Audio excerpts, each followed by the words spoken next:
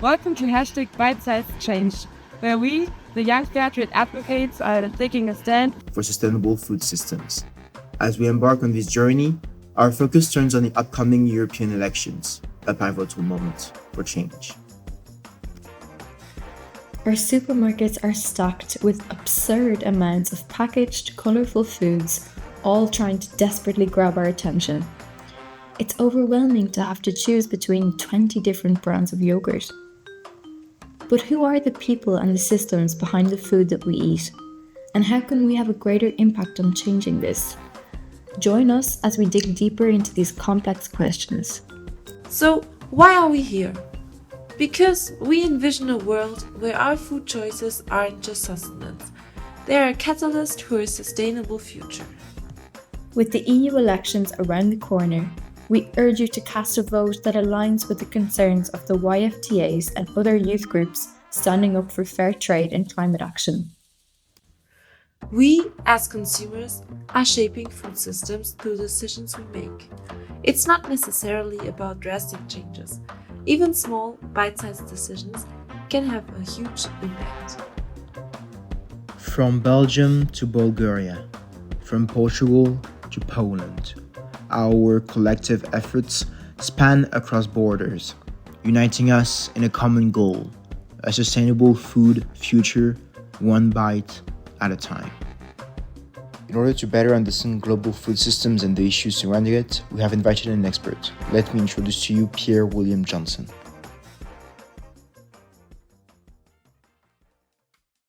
It's a very complicated system, but today a lot of countries depend on those international flows and don't have a full food sovereignty, which means they don't produce all the food that they need or that they want, because food also has a cultural value. So you may have food in quantity, but then you may have to eat certain type of cereals that's not traditional, or certain types of food that traditionally people are not used to, just because you're lacking the capacity of producing your own food.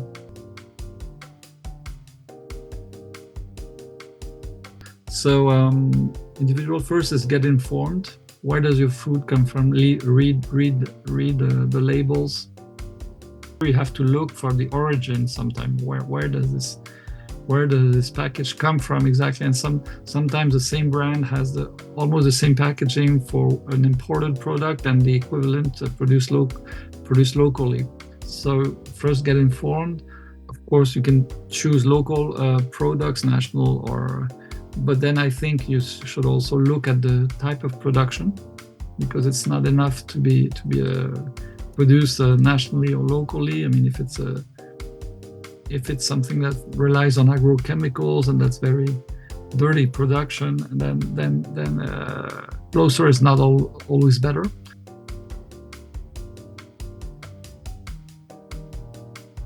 Today, it's clear that producers can't live only on their sales. So agroecological practices are helping biodiversity against the decline of current biodiversity.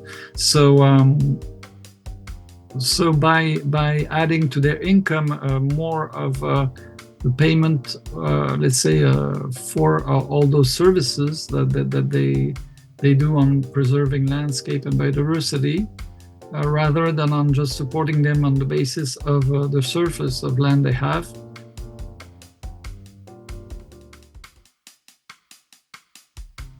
The effects of the climates are global. The accumulation of effects in a weather pattern and world temperature are global, and there's a lot of inertia, which means it will take centuries to stop showing its effects. So we can only work to mitigate those effects or to slow down the climate change, but we know it's currently happening. You can restore ecosystem through voluntary action, of course, through proactive voluntary action, understanding this ecosystem, but it's possible to restore ecosystems. So I think here, this is where agriculture can play a great role, because by by spreading those agroecological practices, we can really restore part of the biodiversity that we are currently losing.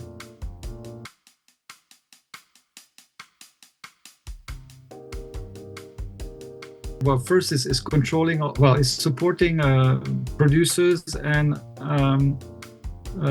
producers that have practices which preserve the environment and also the social tissue. Supporting them is also supporting like environmental services that they preserve or that they contribute in providing. Instead of only supporting producers who have large extenses of land.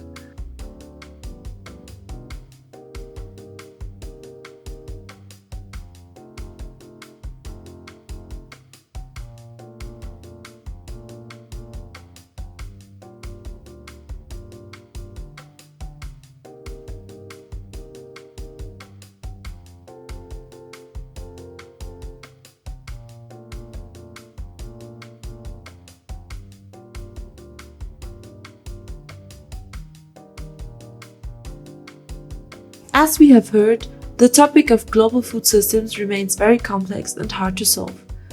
We thank our interviewee for sharing his experience and vision.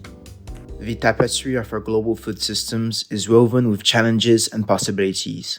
It's clear, the time for action is now. Every one of us, regardless of our location or profession, can contribute to change.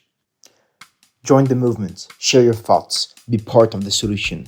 Together, we can create a more sustainable future. Remember the hashtag #BiteSize Change. Join Bite Size Change, youth voices for sustainable food.